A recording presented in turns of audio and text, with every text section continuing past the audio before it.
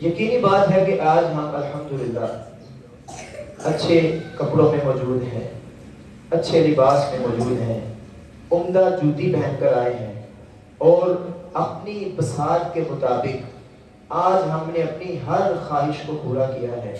ظاہری طور پر ہم نے اپنے آپ کو غسل بھی دیا ہے، نہائے دھوئے ہیں، صفائی ستھرائی پاکیزگی ہم نے حاصل کی ہے، لیکن توجہ اس چیز پر دلانا مقصود ہے کہ آج چونکہ خوشی کا دن ہے، رمضان مبارک ہم گزار چکے ہیں، عید الفطر یہ ایک عظیم مسلمانوں کی خوشی کا دن ہے، خوشی کا ایک تہوار ہے۔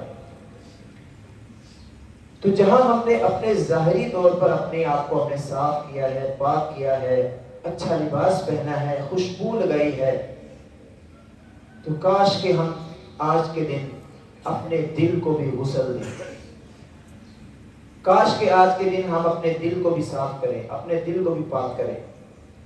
اگر ہمارے دل میں ویسے کا ویسے ہی کینہ موجود ہے، ویسے کا ویسا بغض موجود ہے، اپنے بھائی سے، اپنے دوست سے، اس سے ناراضگی موجود ہے، اور اس سے لڑائی جھگڑا دل میں موجود ہے، دل کی کینے سے، بغض سے بھرا ہوا ہے، تو ہماری یہ ظاہری طور پر صفائی ستھرائی کا کوئی فائدہ نہیں۔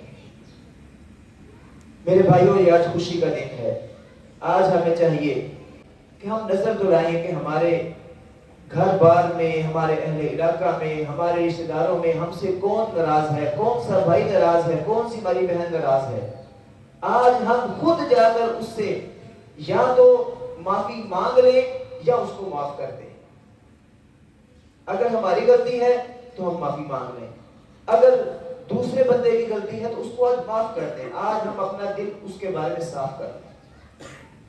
میں آپ کو حدیث سناتا ہوں، آپ اس حدیث کو سن کر میرا تو خیال ہے کہ آپ کا ایمان تازہ ہو جانا چاہیے۔ رسول اللہ صلی اللہ علیہ وآلہ وسلم نے قسم اٹھا کر ایک بات ارشاد فرمائی۔ اگر رسول اللہ صلی اللہ علیہ وسلم قسم نہ بھی اٹھائیں تو ہمیں اس بات کا ایمان ہے، ہمیں یقین ہے کہ رسول اللہ صلی اللہ علیہ وسلم کی بات جھوٹی نہیں ہو سکتی۔ رسول اللہ صلی اللہ علیہ وسلم نے قسم اٹھا کر یہ بات فرمائی کہ میں محمد صلی اللہ علیہ وسلم قسم اٹھا کر یہ بات کہتا ہوں کہ جو بندہ صلح کرنے میں پہل کرے، پہلے جا کر سلام لے لے، پہلے جا کر مل لے، اس کی عزت میں ذرہ برابر بھی کمی واقع نہیں ہوگی۔ کتنی بڑی بات ہے۔ ہمارے اندر انا ہے نا، میں جاؤں گا تو میری عزت کم ہو جائے گی، میں ہوں، یہ میں جو ہے یہ انسان کو مار دیتی ہے۔ اس میں کو آج ہم نے ختم کرنا ہے، اس انانیت کو ہم نے آج ختم کرنا ہے۔ تو میرے بھائیو، اپنا دل صاف کریں۔ یہ جو دل کی بیماری ہے، یہ جو دل کی جو بیماری ہے، کینہ، بغض، ایک تو ہے نا کہ دل کی ویسے بیماری جس کو ہارٹ اٹیک کہتے ہیں، جس سے جسم بندے کا جو ہے وہ مفلوج ہو جاتا ہے، اور ایک جو دل کی بیماری ہے جس سے انسان روحانی طور پر مفلوج ہو جاتا ہے۔ یہ جو دل کی بیماریاں ہیں، یہ آپ کے نیک اعمال میں قبولیت کی رکاوٹ ہیں۔ آپ کے دل کو پاکیزگی چاہیے، صفائی چاہیے، دل صاف ہونا چاہیے۔ بڑی اچھی بات ہے، ہم نے آج عمدہ لباس پہنا ہے، اور اس کا یقیناً ہمیں ثواب بھی ملے گا۔ ایسے موقعوں پر پاکیزگی اختیار کرنا، اچھا لباس پہننا، اپنی حیثیت کے مطابق اہتمام کرنا، یہ ساری چیزیں ایک شرعی طور پر اللہ تعالیٰ ہمیں اس کا حکم بھی دیتا ہے، اس کا بھی ہمیں اجر ملے گا۔ لیکن اگر کیا ہی مزہ ہے کہ ہم اس کے ساتھ ساتھ اپنے ظاہر کو جیسے پاک صاف کیا ہے، اپنے باطن کو بھی اپنے بھائیوں کے لیے، اپنی بہنوں کے لیے، اپنے دوست احباب کے لیے پاک صاف کر رہے ہیں۔ کریں گے نا انشاءاللہ؟ اللہ تعالیٰ ہمیں توفیق عطا فرمائے۔ ایک اور حدیث سن لیں، آپ کا یہ حدیث سن کر بھی ایمان تازہ ہو۔ تو رسول اللہ صلی اللہ علیہ وسلم نے دیکھا، اپنے اصحاب سے کہا کہ ابھی نا ایک بندہ آئے گا، وہ جنتی ہے۔ تو بندہ آیا، اس نے وضو کیا ہوا ہے، اور اس کی داڑھی سے وضو کے قطرے گر رہے ہیں نیچے، اور اس نے جوتی بائیں ہاتھ میں پکڑی ہوئی۔ یہ سارا نقشہ بھی اس میں موجود ہے۔ اس نے آگے نماز پڑھی، نماز پڑھ کے چلا گیا۔ اگلا دن پھر ہوا، دوسرا دن، رسول اللہ صلی اللہ علیہ وسلم نے پھر اپنے اصحاب سے فرمایا ابھی ایک بندہ آئے گا، وہ جنتی ہے۔ وہی بندہ آیا جو کل آیا تھا، وہی حالت، وضو کیا ہوا ہے اور اس کی داڑھی سے وضو کے قطرے گر رہے ہیں، اور جوتی اس نے بائیں ہاتھ میں پکڑی۔ یہ آداب ہے، جوتی بائیں ہاتھ میں پکڑنی چاہیے۔ یہ حدیث میں ہمیں یہ بھی ادب مل رہا ہے ساتھ ساتھ۔ تیسرے دن پھر ایسے ہی ہوا، وہ تیسرے دن بھی آیا اور رسول اللہ صلی اللہ علیہ وسلم نے اپنے صحابہ کو اس کے بارے میں جنت کی خوشخبری سنائی کہ یہ بندہ جنتی ہے. تو سیدنا عبداللہ بن عمر بن عاص رضی اللہ تعالیٰ عنہ ان کے دل میں جذبہ پیدا ہو گیا کہ میں نے یہ دیکھنا ہی دیکھنا ہے کہ یہ بندہ ایسا کون سا عمل کرتا ہے کہ جس کو رسول اللہ صلی اللہ علیہ وسلم نے 3 بار مسلسل جنت کی ضمانت دے دی ہے اور جنت کا سرٹیفکیٹ اس کو دے دیا ہے.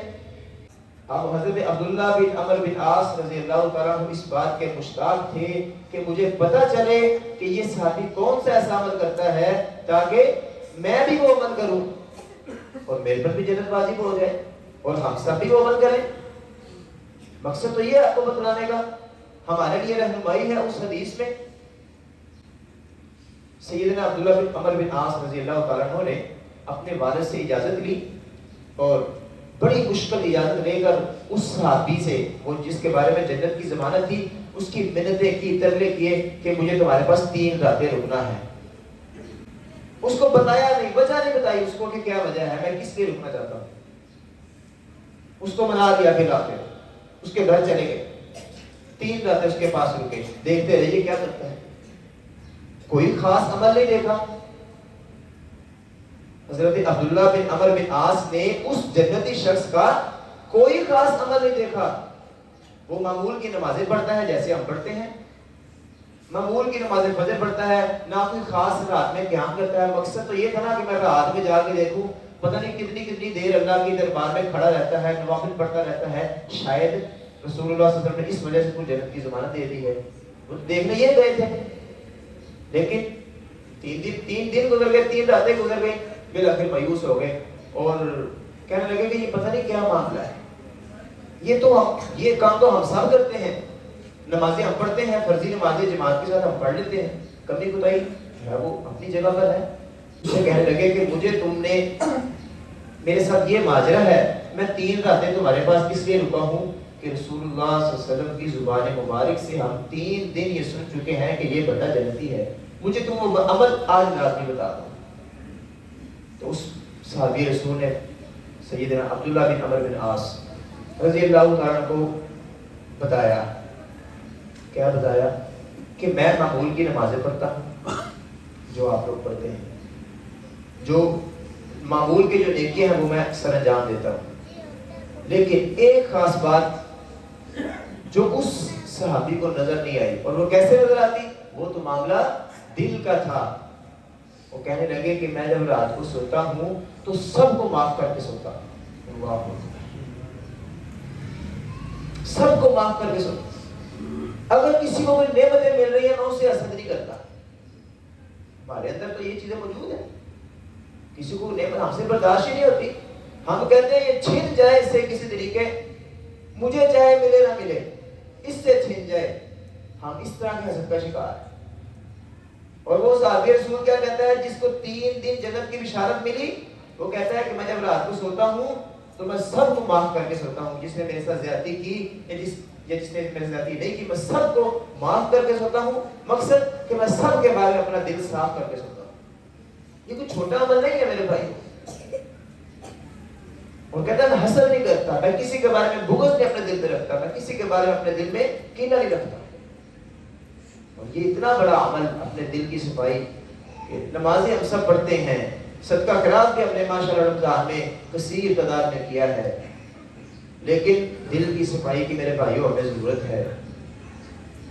ہمیں دل کی صفائی کی ضرورت ہے تاکہ یہ جو 2 حدیثیں میں نے آپ کے سامنے رکھی ہیں, ایک تو اگر ہم دل کو صاف کر کے پہل کریں گے, معافی مانگنے میں یا معاف کرنے میں پہل کریں گے تو ہماری عزت میں کمی واقع نہیں ہوگی. یہ رسول اللہ صلی اللہ علیہ وسلم نے قسم اٹھا کر بات فرمائی. اور دوسری بات, اس بندے کے لیے 3 دفعہ جنت کی بشارت رسول اللہ صلی اللہ علیہ وسلم نے اپنے اصحاب کو دی ہے کہ جو بندہ رات کو اپنا دل صاف کر کے سوتا ہے.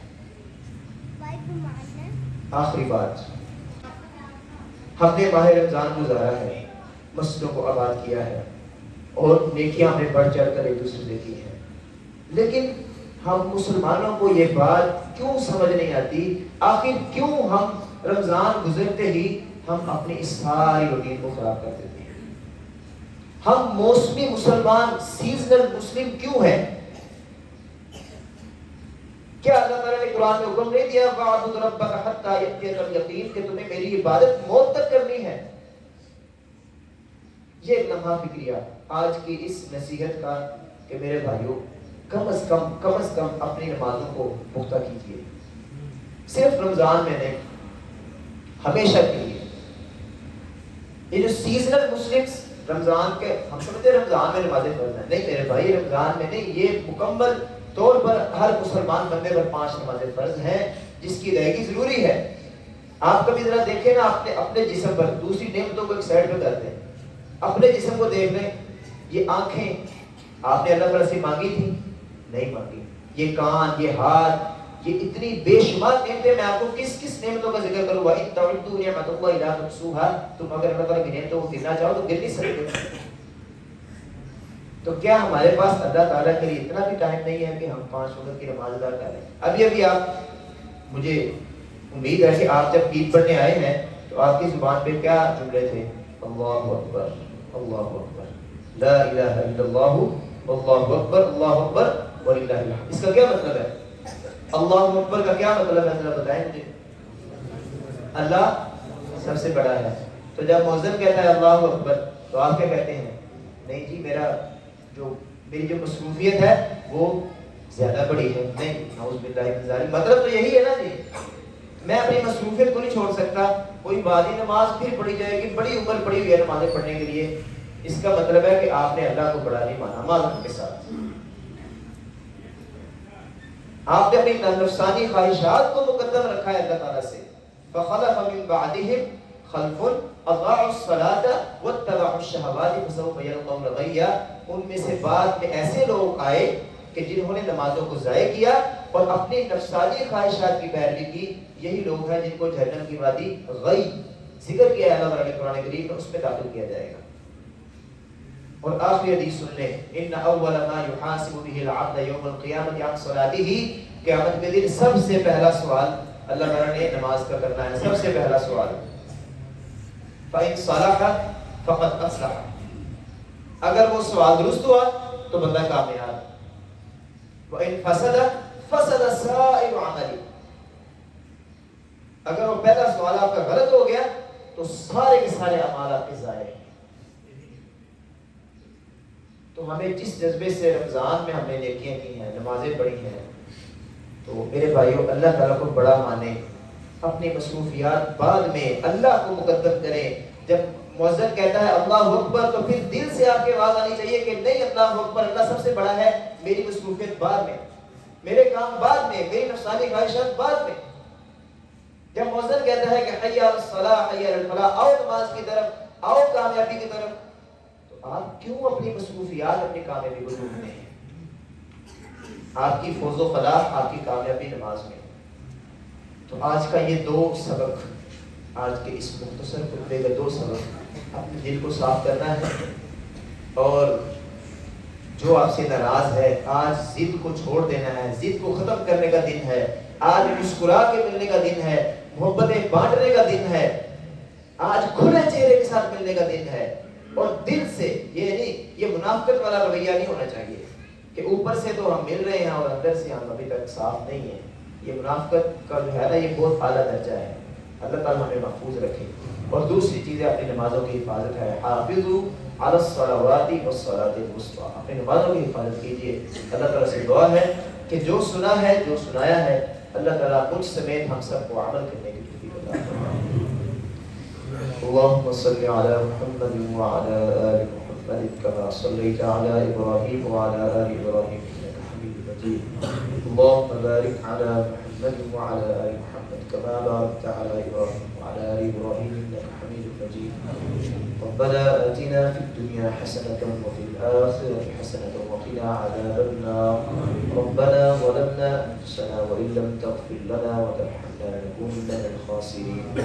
لا إله إلا أنت سبحانك إني كنت من الظالمين۔ رب ارحمهما كما ربياني صغيرا۔ اللهم اغفر لآبائنا وأمهاتنا وأزواجنا وأولادنا وإخواننا وأخواتنا وأساتذتنا وتلامذتنا وجميع المؤمنين والمؤمنات وجميع المسلمين والمسلمات۔ اے اللہ ہم سب کے کبیرہ صغیرہ گناہوں کو معاف فرما۔ اے اللہ جو ہم نے رمضان مبارک گزارا ہے اس میں جو ہم سے کمیاں کوتاہیاں رہ گئی ہیں تو معاف کرنے والی ذات ہے، ہم سب کو معاف فرما۔ اے میرے اللہ آج انعام کا دن ہے، ہم نے رمضان مبارک گزارا ہے، ہمیں رمضان مبارک کا پورا پورا اجر و ثواب اور انعام عطا فرما۔ آج کے دن ہم پہ راضی ہو جا، اے اللہ ہم پہ راضی ہو جا، ہم تجھ پہ راضی ہیں، ہم پہ راضی ہو جا۔ اے اللہ ہمارے دلوں کو پاکیزگی عطا فرما، ہمارے دلوں کو طہارت عطا فرما، ہمارے دلوں کو منافقت سے، نفاق سے، ریاکاری سے، دکھلاوے سے محفوظ فرما۔ یا الہ العالمین ہم سب کے ظاہری اور باطنی گناہوں کو معاف فرما۔ یا الہ العالمین اس مجمع کے اندر جو کوئی بے اولاد ہے، قبولیت کا وقت ہے، اے میرے اللہ ان کی گودوں کو اس اولاد کے میوے سے ہرا کر دے۔ اے میرے اللہ اپنی جانب سے، اپنے خزانوں سے جو بے اولاد ہیں ان کو اولاد عطا فرما۔ یا الہ العالمین ہم میں سے جو بھی کوئی قرض کے بوجھ کے تلے دبا ہوا ہے، اے اللہ غیبی خزانوں سے مقروض کے قرض کی ادائیگی کے اسباب مہیا فرما۔ اے میرے اللہ مقروض بندوں کی مدد فرما۔ اے میرے اللہ ہمارے بہنوں میں، بھائیوں میں، گھروں میں جو پریشانیاں ہیں، جو بھی غم ہیں، جو دکھ تکلیف آزمائشیں ہیں ان سے ہمیں نجات عطا فرما۔ ہمارے دکھوں کو سکھوں میں تبدیل فرما، ہمارے غموں کو خوشی میں تبدیل فرما، ہماری آزمائشوں کو سرخروہی میں بدل دے۔ اے اللہ ہمیں دنیا اور آخرت میں کامیاب فرما، دنیا اور آخرت میں عزت عطا فرما۔ قرآن کریم کی سفارش کا مستحق بنا، رسول اللہ صلی اللہ علیہ وسلم کی شفاعت کا مستحق بنا، اور رسول اللہ صلی اللہ علیہ وسلم کے دستے مبارک سے آب کوثر نصیب فرما، جنت الفردوس عطا فرما، بغیر حساب کے جنت الفردوس عطا فرما۔ اے اللہ ہم حساب دینے کے قابل نہیں، اے اللہ حساب کے بغیر جنت الفردوس عطا فرما۔ ان 70,000 لوگوں میں ہمارا شمار فرما جن کو بغیر حساب کتاب کے جنت میں داخل کیا جائے گا۔ اے میرے اللہ ہمارا خاتمہ ایمان پر فرما۔